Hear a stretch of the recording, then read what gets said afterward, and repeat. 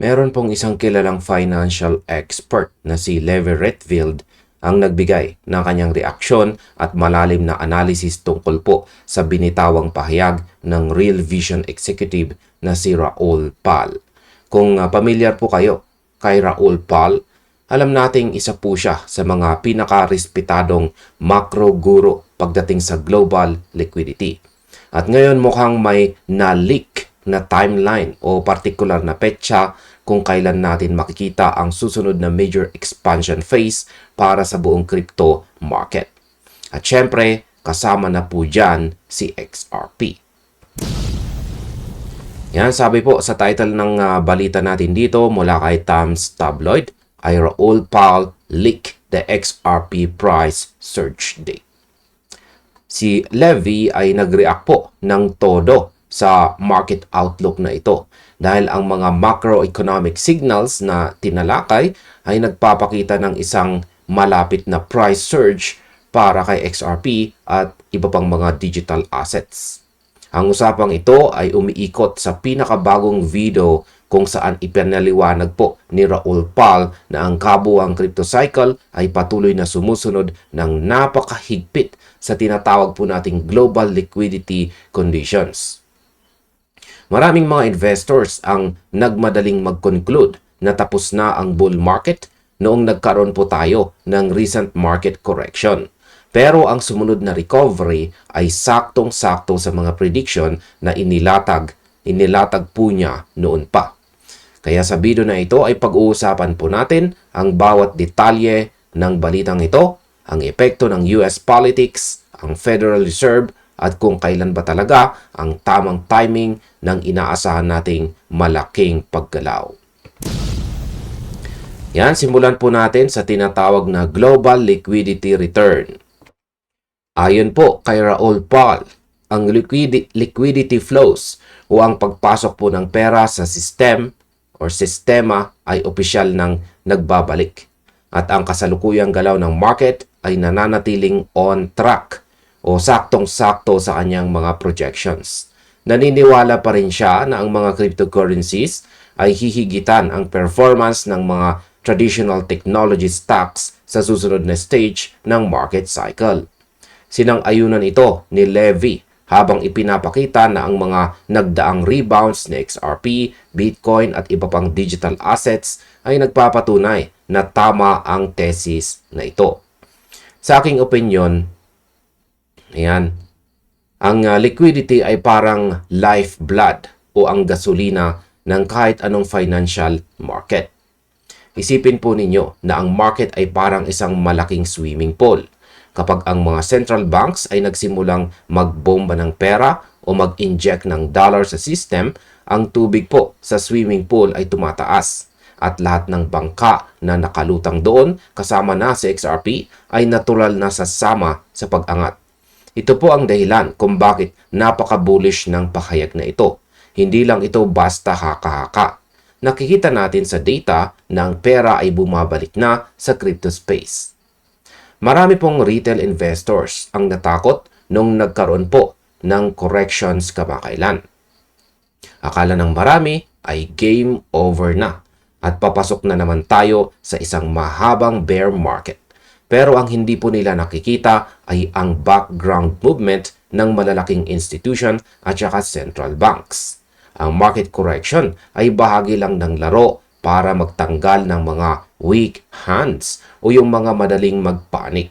Kung titignan natin ang sinasabi ni Raoul Pal, ang katotohanang mas magpi-perform pa ang crypto kaysa sa tech stocks ay isa pong napakalaking green flag. Ang tech stocks tulad po ng Nvidia o Apple ay nakakakuha ng bilyong-bilyong dolyar. Pero kapag ang perang yan ay lumipat o sumabay sa crypto, ang epekto po sa market cap ni XRP ay mas magiging triple dahil mas maliit pa ang kabuuang market cap ng crypto kumpara sa traditional stock market. Ang liquidity na ito ang magiging pangunahing driver para sa susunod na leg up. Pag-usapan naman po natin ang tungkol sa politics at saka artificial intelligence connected. Ayan. Isa pong malaking bahagi ng analysis ni Raoul Pal ay nakatutok po sa macroeconomic at saka geopolitical developments. Ayan. At ito po yung siyang humuhubog sa financial markets ngayon. Ipinahayag po niya na ang artificial intelligence, crypto adoption, global liquidity at saka political strategy ay nagiging mas konektado na po ngayon. May claim pa nga siya ng kasalukuyang US administration ay agresibong kumikilos para i-accelerate o bilisan ang mga technological at saka crypto-related initiatives bago ang mga susunod na eleksyon.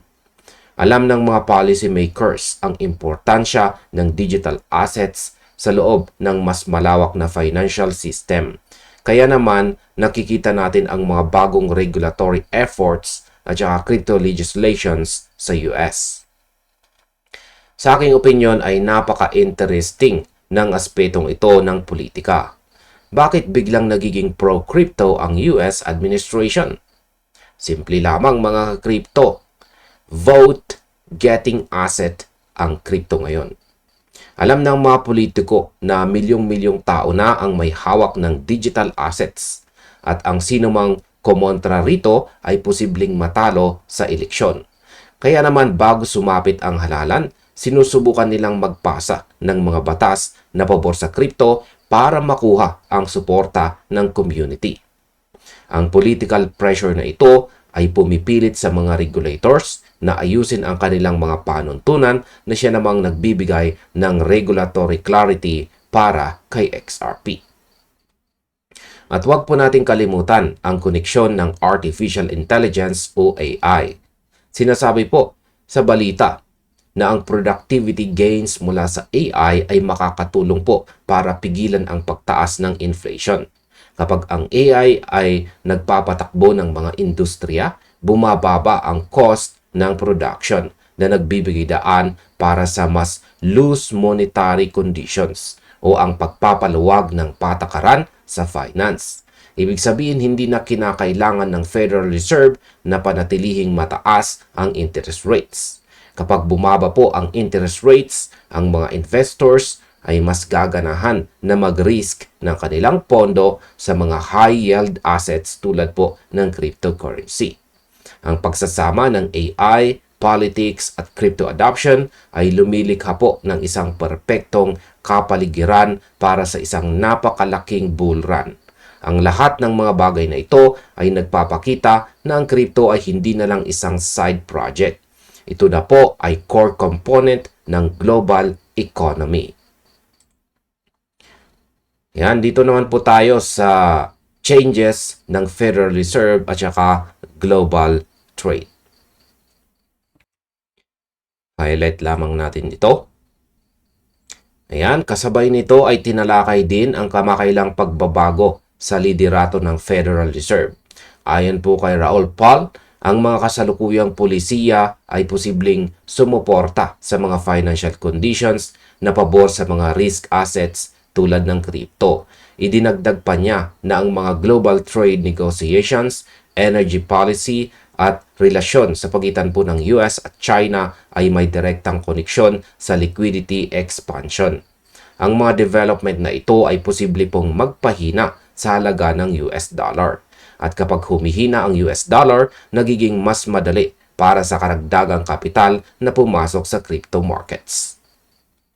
Sa aking opinyon, ito po ang isa sa mga pinakamahalagang konsepto na dapat nating maintindihan. Ang kabaligtarang relasyon ng US Dollar Index o DXY sa cryptocurrency. Kapag ang US dollar ay malakas, ang crypto ay madalas na bumababa o nagko-consolidate dahil ang mga investors ay mas gustong mag-hoard ng cash. Pero kapag ang dollar ay nagsimulang magpakita ng kahinaan dahil po sa geopolitical trade at saka monetary printing, dahil po sa geopolitical trade at monetary printing, ang halaga ng cash ay bumababa. Para maprotektahan ang kanilang yaman, ang malalaking institution ay naghahanap ng mga hard assets o digital commodities na hindi po pwedeng i-print ng kahit sinong gobyerno. At dyan po pumasok sina Bitcoin at XRP. Ang pagbabago po sa Federal Reserve leadership ay isang malaking turning point. Ang bagong direksyon ng kanilang policy ay tila mas bukas po sa pag-stimulate ng ekonomiya. Kapag nag-stimulate po sila, ibig sabihin ay magkakaroon ng mas maraming dollar liquidity sa market. Isipin po ninyo ang global trade negotiations sa pagitan ng US at China. Kapag nagkaroon ng kompetisyon sa supply ng enerhiya at kalakalan, ang bawat bansa ay susubukang protektahan ang kanilang sariling interes sa pamamagitan po ng pag-adjust ng halaga ng kanilang pera. Ang lahat ng senaryong ito ay nagtuturo po sa iisang direksyon. Yan ay ang unti-unting paghina ng purchasing power ng fiat currency at ang paglakas ng crypto. Para po kay Levy, ang pagbubuod sa argumentong ito ay malinaw. Ang mas mababang interest rates at ang mataas na global demand para sa dollar expansion ay sama-samang susuporta sa isang dambuhalang galaw paitaas para kay XRP na posibleng magdala rito sa bagong all-time highs ng mas mabilis kaysa sa inaasahan ng marami. Pag-usapan naman po natin ang geopolitical risk at ang timeline delay. Yan, highlight lamang natin ito saglit.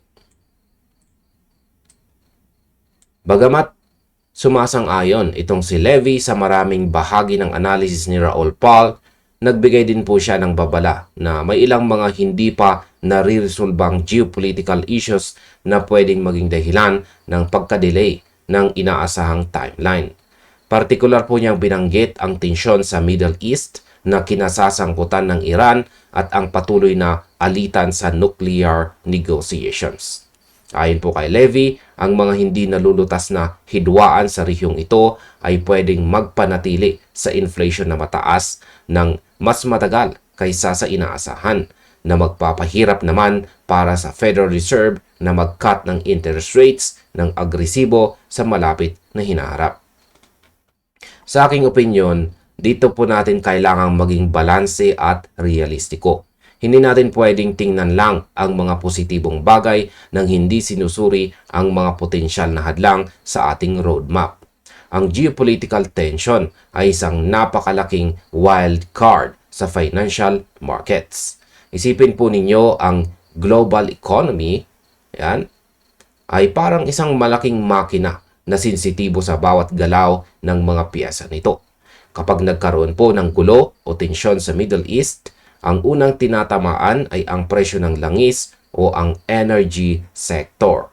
Kapag tumaas po ang presyo ng langis, natural na tataas ang gastos sa transportation at produksyon ng mga bilihin sa buong mundo. Ito ang direktang nagiging sanhi ng inflation. Kung ang inflation ay mananatiling mataas, ang Federal Reserve ay mapipilitang mag-ingat. Hindi po sila pwedeng mag-cut ng interest rates ng basta-basta dahil ang layunin po nila ay ibaba ang inflation.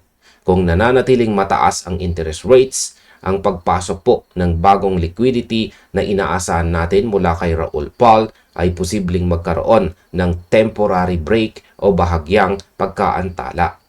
Ang mga policy makers ay mananatiling cautious para protektahan ang consumer spending at saka economic stability. Kaya naman ang masasabi ko rito, bilang mga investors ay huwag po tayong mag-focus sa iisang buwan lamang. Kailangan nating tanggapin na ang market ay pwedeng makaranas ng mga roadblocks dahil sa mga panlabas na bagay na walang kinalaman sa teknolohiya ng crypto mismo, kundi sa takbo ng politika at digmaan sa buong mundo. Pag-usapan naman po natin ang October bottom laban sa summer surge roadmap.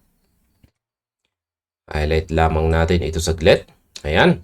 Dahil po sa mga geopolitical risk na ito, hula or prediction ni Levy na ang market strengthening ay tiyak na mangyayari po sa paglipas ng panahon.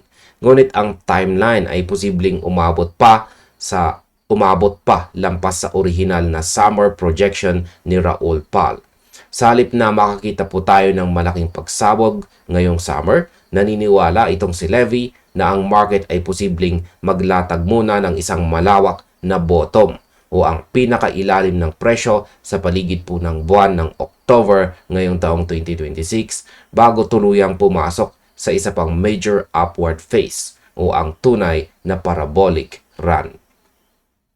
Sa aking opinyon, ang particular na timeline na ito ang dapat po nating paghandaan ng gusto. Si Raoul Pal ay tumitingin po sa macro view at umaasa na ngayong summer ay magsisimula na ang malaking expansion dahil po sa liquidity cycle. Pero itong si Levy ay nagpapakita ng mas praktikal na diskarte sa pamamagitan ng pagsasama ng geopolitical timeline. Ang ideya ng pagkakaroon po ng October bottom ay hindi po isang bearish signal. Sa halip, ito po ay isang napakagandang balita para sa mga naghahanap pa ng pagkakataon na mag-accumulate. Isipin po ninyo mga ka-crypto ang sitwasyon na parang isang saksakan ng kuryente o charger. Kapag ang isang device ay drained, kailangan nito ng sapat na oras na nakasaksak para mapuno ang baterya bago ito magamit ng todo.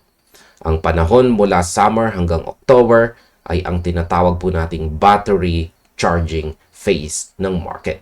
Kung magkakaroon tayo ng malawak na bottom sa October, ibig sabihin ay mayroon pa tayong ilang buwan para ayusin ang ating portfolio, mag-dollar cost average at mag-ipon ng XRP sa mas stable o murang presyo.